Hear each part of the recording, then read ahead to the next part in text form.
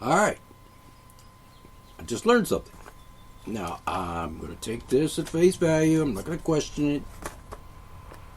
I imagine there are times when I possibly should question this, but for the moment, I'm going to accept it for what it is.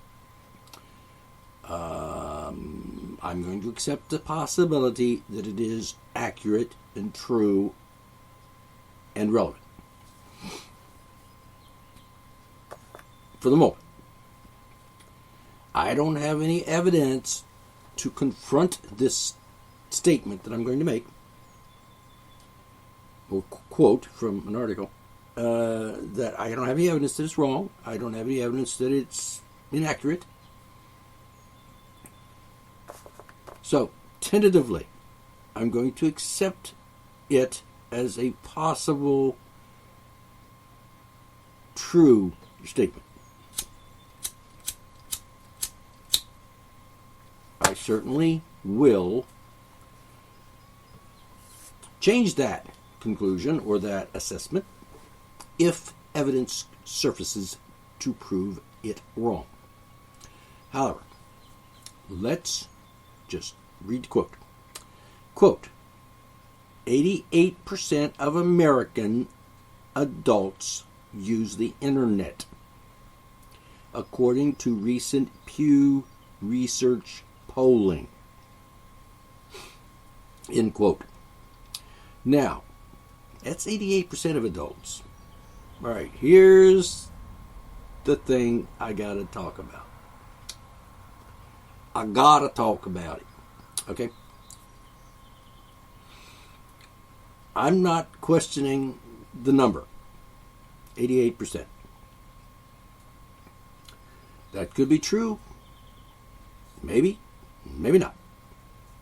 That's not the point. And that's not what I'm concerned about. And you might suggest that I'm being picky, but that's my job. So, what's wrong with the statement? Give you a second to think about this. I'll kind of read it a little bit more again, kind of, okay? 88% of American adults use the internet. Okay. Where's the problem with that? Where's the problem with that? All right. I've given you some time to think about it, and I did read it twice. How about one more time? 88% of American adults use the internet. Are you catching it now? Adults. So what do I object to in that statement? I object to the use of the word adults. Now you're going to think, what up, man? You're just picky. You know, if somebody isn't picky, people just walk around, believing stupid shit. Well, they do anyway, and there's nothing I can do to stop that. But for those people out there who have a brain and it's functioning, and along the lines of intellectual process of thinking, which pretty much requires at least a certain basic logical capacity, because a lot of people, use their brain for stupid shit, and for thinking stupid shit, and for thinking things that are not true, and for totally misunderstanding the English language, for example. By the way, maybe I can't talk real good all the time, but, I know what my brain thinks. And my brain is trained. I have almost 70 years experience with this English language. There are a lot of people older than me that have experience with the English language, but they haven't really been paying attention to English. That is to say, the language that they speak. And read, at least they assume they do. So, the word adults in that statement is objectionable. And why? Okay, so I'm being picky. You know why? Because I can be picky. Because I'm a cynic and because I find fault where fault exists. And the problem with the statement, if you want to make it some sort of philosophical statement or some sort of logical conclusion to base some other premise upon. For example, this is from an article talking about internet privacy, and I won't get into the details of that. That's not important. That's not what I'm talking about now. It is important, but not at the moment that I'm talking to you right now. Well, okay, I'll just put it this way. If the government thinks that they have the right to snoop into my internet activities and spy on me through my internet connection or through my cell phone, my iPhone, my tablet, my laptop, my desktop, whatever, my computer that is connected to the internet, if the government thinks that it has the right or the authority to spy on me ever, they are wrong. And if they spy on me or any other American or any other human being for that matter, they are committing a crime against humanity. They are committing treason, because the Constitution that tells the government what it can and cannot do states quite clearly, you can't do that, asshole. Which means, if you do it, you committed a crime. And if you violate the Constitution, you violated the law that tells you what to do. That makes you a constitutional felon. Or in other words, a traitor. I use the word traitor in the sense of betrayal. You have betrayed the Constitution. You have betrayed freedom. You have betrayed the principles of freedom. And you have betrayed humanity, and at the very least that part of humanity that lives in America. Notice I didn't say United States. That's the name of the government. Nobody lives in the United States. That's just not good English. Because words mean what they mean. All right, let's get back to this word adults. It is my position that in conversations and debates and discussions and arguments and whatever interactions people do verbally using the language, English language, they should understand what words mean and their proper application. You don't use a word that has no relevance to the statement or the premise that you're trying to say. For example,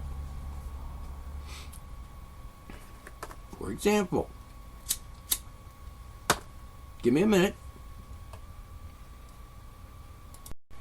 All right, if I'm talking about, let's say, a human right, a natural, unalienable human right, that is to say freedom, like, for example,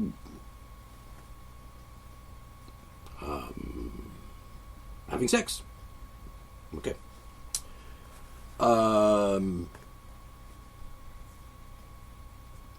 If you're having sex,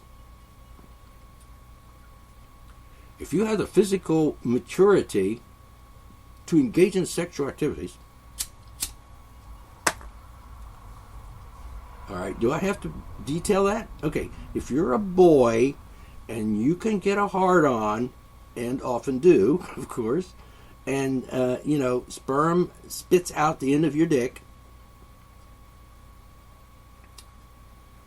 you're not a child.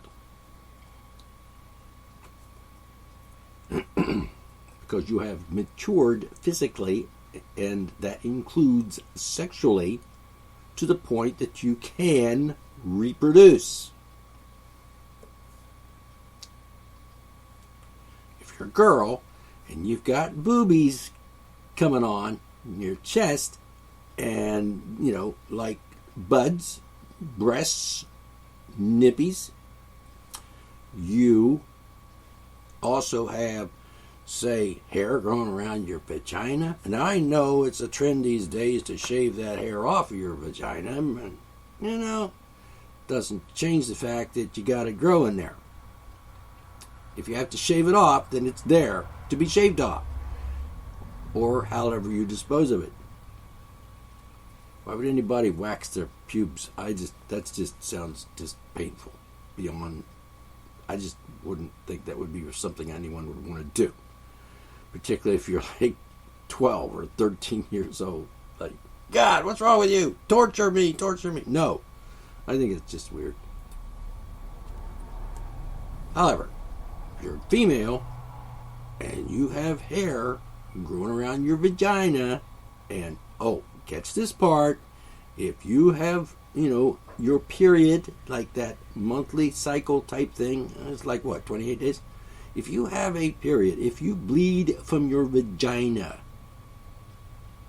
as a natural part of menses, that is to say, your period, your menstrual cycle, if you have begun to bleed from your vagina, you're not a child. Because the word child doesn't mean that, and it doesn't include you. What are you then? Well, you're a pubescent person, and, depending on at what point after pubescent has started in, you become an adolescent. That's adult less ant than a full adult. Maturity-wise, that is to say, physically, scientifically, biologically. We're not talking about mental capacity here, because I know a lot of grown-up adult, supposedly quote-unquote adult people who do not have the brain of a mature adult. I know 80-year-old people who think like 4-year-olds. I said think like. I know 35-year-old people that think like 12-year-olds. The brain didn't and never will evolve and mature past that stage, because the brain is stuck in that less than adult status. In the brain is just simply not functioning as a normal adult person's brain would function. And the guy mentioned here, 88% of American adults.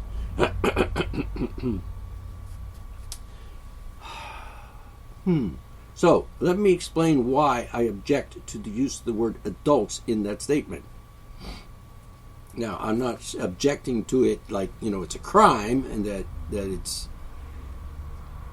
I'm not even going to suggest that it's irresponsible or inappropriate. What I want to know is, when the survey or the polling was done by these people, the research, when they did this poll, how do they classify the people they used, or they inquired of these people? What were the ages? When they say adults, do they mean over 18 years old? 18 or older? Do they mean 17-year-olds? Do they mean only those that are only over 21? Did they mean biological adults, or did they mean mental adults? Are they talking about people that are like, have an IQ of at least 100? And who have also reached that point in life where they actually have, biological functions that only adults have, such as, being able to be pregnant. If, sperm is injected into their vagina.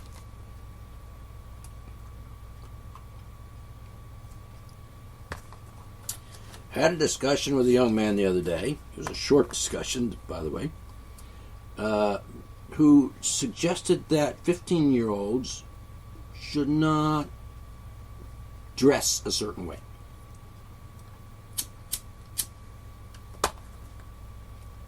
Now, I'm still working on this young man and trying to get him to see reason. I'm not sure I can, but he deserves the opportunity to at least see the error of his thinking. He was assuming that 18 and 15, this 15-year-old he was talking about, he assumes that 18 is a valid, meaningful number in biology, and he considers that in this particular conversation he was talking about, 15-year-old girls dressing in a certain way. He was wrong, of course, but the point is, he mentioned the idea that you shouldn't dress that way until you're an adult. And I asked him, what is your definition of an adult? And he mentioned 18 and so on. And I object to the word adult in the statement that I started out with the 88% of American adults use the internet. I object to that because I don't know what the definition of adults is to the person who wrote that statement. And I don't know what their definition of adults is, the people that did the research. I don't know what their definition of the word adults is. Could be anybody that's got a grown-up brain that functions like a grown-up human being. Or it could be just anyone over the age of 18. Or 18 or over. Or it could just be people that are, over 30. We don't have that information. I don't have the definition of the terms that the research facility used to make that statement.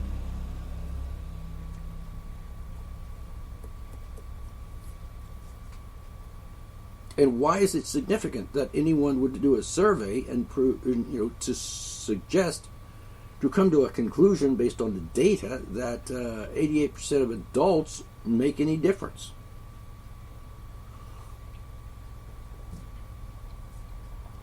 Pretty much what I'm saying is that the research people, in making the statement adults, without giving us a definition of what adults means to them in their research, what is their definition that they're using here as a working definition of the word adults?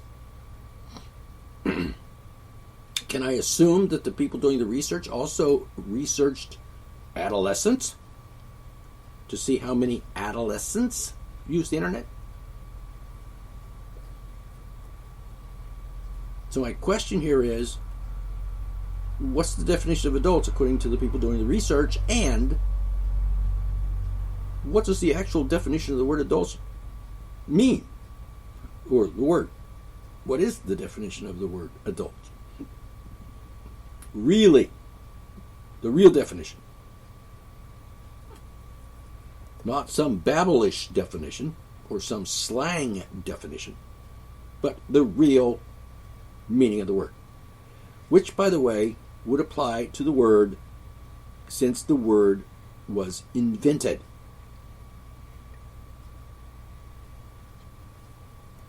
I could go into why you shouldn't rely on dictionary.com as a source of definitions of words, because, I could, but I'll just say this. If you go to dictionary.com to look up the meaning of a word, be careful, be aware of the fact that dictionary.com is run by some shady people. Really. Anyway, I won't say any more about that, but just be wise. Try to find a better dictionary than dictionary.com. Try to find one that actually gives you the true meanings of a word. All right. After all, dictionary.com uses the word sex in a definition about something that doesn't have anything to do with sex. Like transgender. In other words, the dictionary.com, uses the word sex to mean gender. And it's not a very good way to operate a dictionary, is by defining a word by using a word that's not relevant to the word. Sex and gender are not the same thing. Sex is what you do with your sexual organs.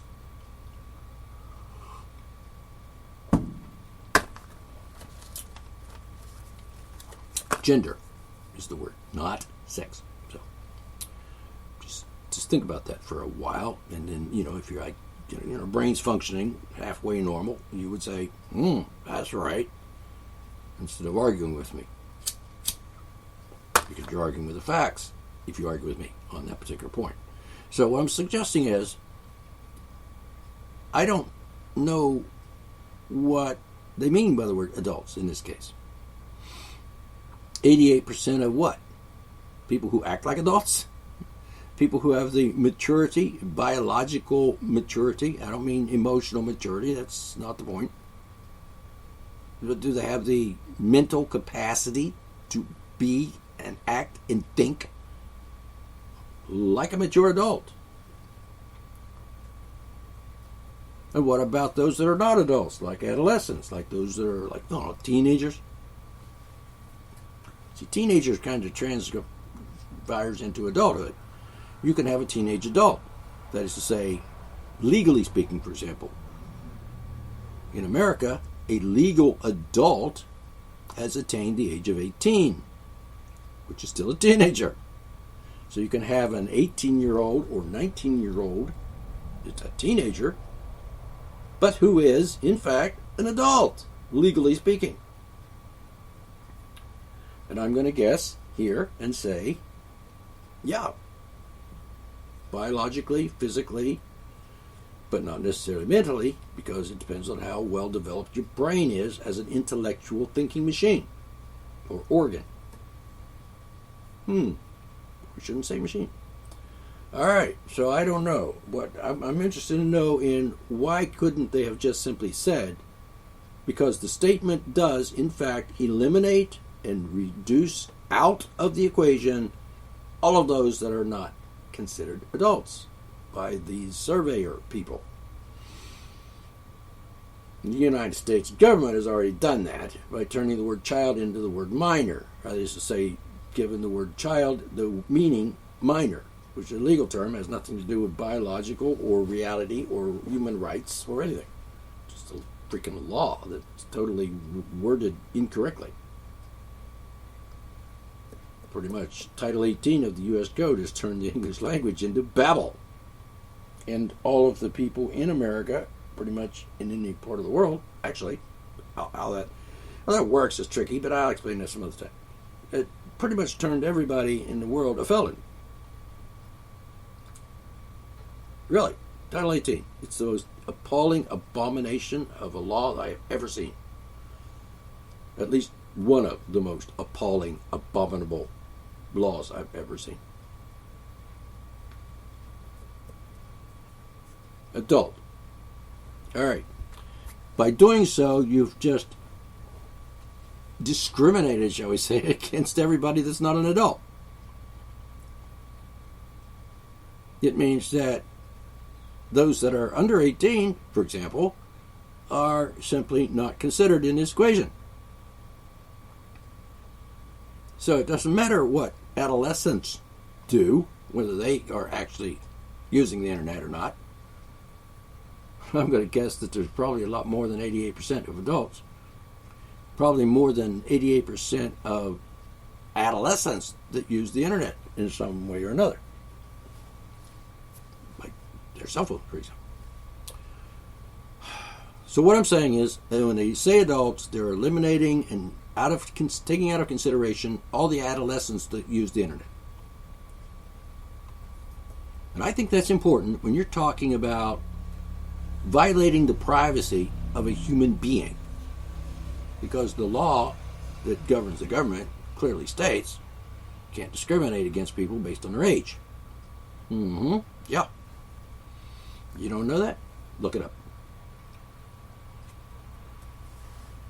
The concept of equal under the law.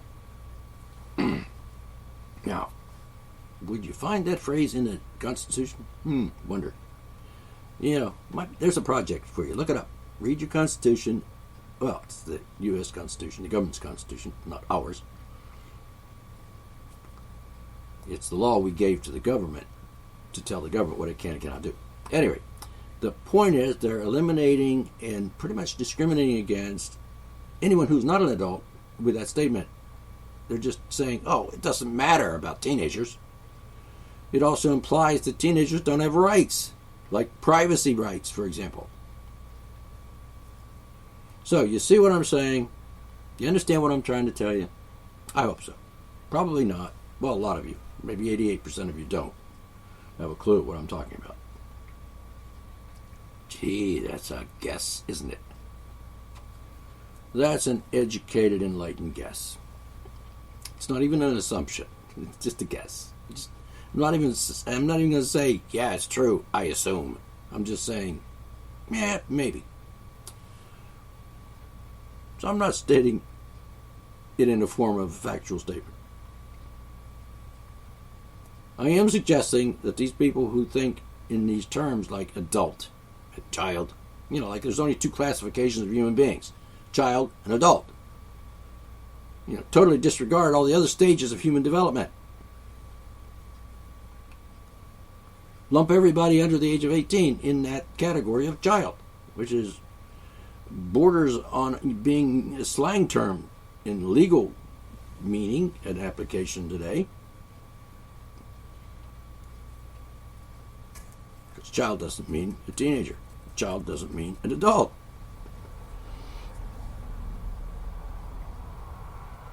Child under 12, if you have to have a number. Prepubescent, someone who hasn't got boobs and bleed from their vagina, or able to spit sperm, real live sperm, out of their dick.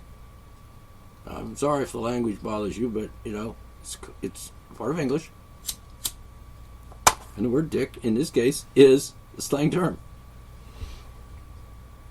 And it means an aroused, erect penis. We can think of all kind of words we could use as slang. Cock, prick, pecker.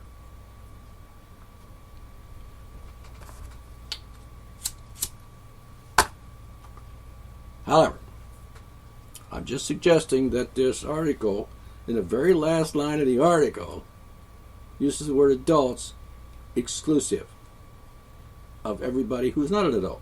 Let us say, legally speaking, maybe? Are they speaking legally? In legal terms, an adult is someone who is 18 or older. That's a legal definition of an adult. Those under the age of 18 are considered, legally speaking, in legal terms, all right, a minor. A minor does not describe the biological development and maturity of a human being. It's just a legal term that they stick in there as a part of the Babelish process. And they call the word child, meaning is synonymous with adolescent. With minor. By the way, nature doesn't know about ages. They know about nature, understands the concept of growing, maturing, developing. Adult characteristics come into play.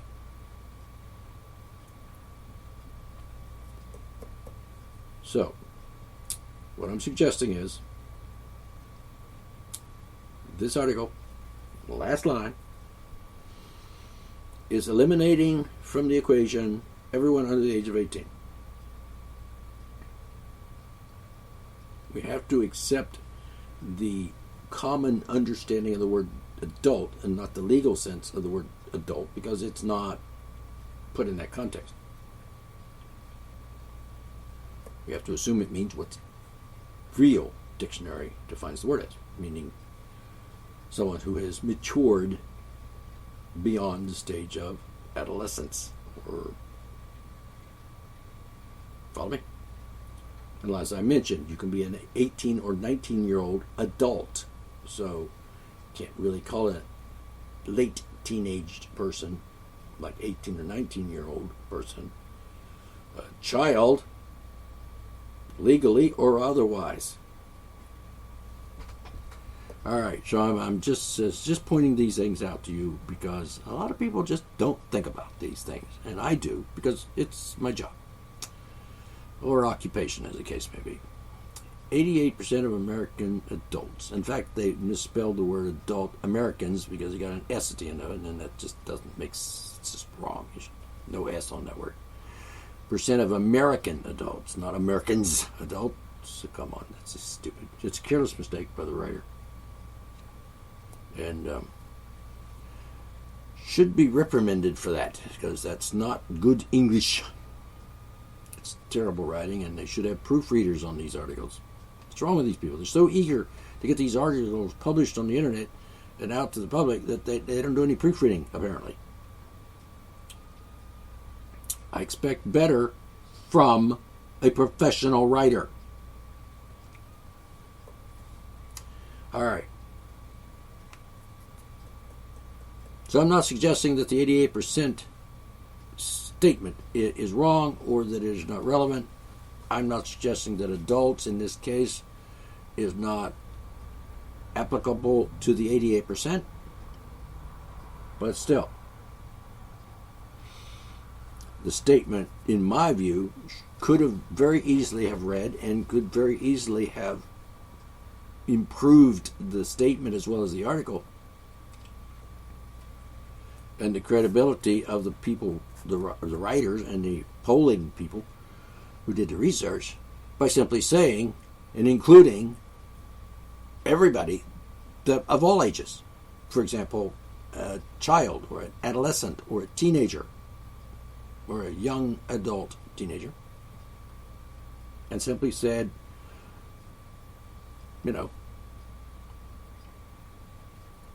75% of Americans use the internet. As I don't know how many. I don't know the number. I'm guessing. I'm just being, hypothetical.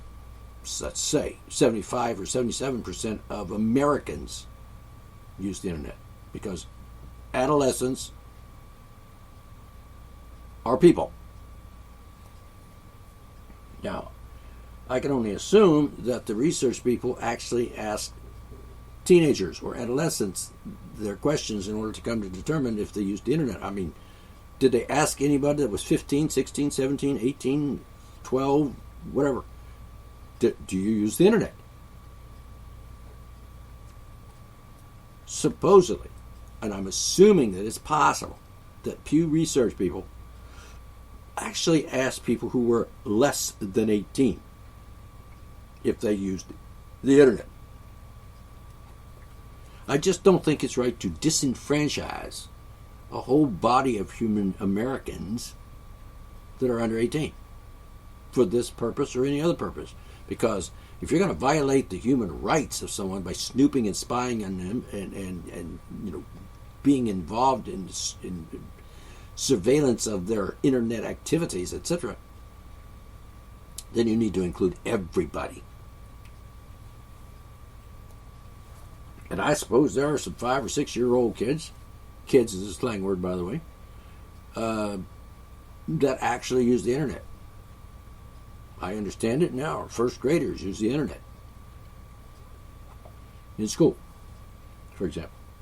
So I'm just suggesting that the word adults here was inadequate, and the statement 88% of adults is not clear, and they need to include those people who are under 18 who are not adults, legally or biologically,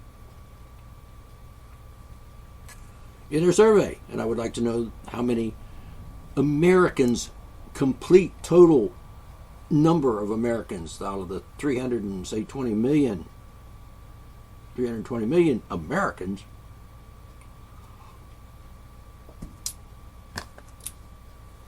Now, I'm not excluding Mexicans who live in America illegally, as it were. That's another subject. But they're leaving out a whole segment of American population when they're stating this 88%. I want to know how many Americans total use the internet. I want to know the percentage of all human beings in America that use the internet. Because these laws that they're talking about, especially when you're talking about the NSA and various other government agencies spying on people and, getting into the privacy of the individuals, like, say, me or a 12-year-old or whoever, using the internet. Oh, I can spy on you and find out who you're talking to on the internet, or find out, what website you're looking at. And this includes adolescents. But if you look at the Constitution, you'll see the law that tells the government what to do and what not to do. And it states quite clearly that a person, what amendment is that now? The 4th or the 5th Amendment? I'm guessing. I'm not going to tell you which one. You look it up your own damn self. Don't be lazy. I'm not your mother. I'm not going to do your homework for you. If you look it up, you'll know better, because then you will see it with your own eyes. You will read it with your own eyes. You will use your own brain to analyze the data that you find when you look it up in the Constitution. Don't tell me you don't know how to read the Constitution or find a copy of the Constitution, because it's on the internet. Duh. Secure in their personal effects, papers, etc. Right? That's the law. So the government cannot spy on you. Period. In your privacy, in your own personal papers, in your own internet activities, etc. Can't do it. At least not without a warrant. And you know what? If you don't have a warrant, you're a criminal if you spy on people. And so the NSA is in its entirety made up of criminals, traitors, because they violated the Constitution, which says you can't do that. And it is also a crime and a betrayal of the American people, and it is also a violation of the rights of freedom. So, having said that, understand what I'm trying to tell you. And, try not to argue. Argue amongst yourselves if you like. But this is D. McClung talking to you. And I'm talking to you in the format of a monologue. That's why the show is called D. McClung's Art to Monologue. It's where I talk and you listen. Or not. Your choice. All right. I'm going to wrap it up here. Made my point. I've said what I had to say. I don't hear any objections. If you want to object, if you want to say something, make a comment, either for or against, in favor of or not in favor of what I've just told you, you can leave a comment on the comment section below. Wherever you might be listening to this show, like YouTube, for example. There's a place down there where you can make comments. I will see it, and I will comment on your comment. And if it's a stupid comment, I will tell you so. All right, I'm going to wrap it up. D. McClung, Art to Monologues. We'll catch you later.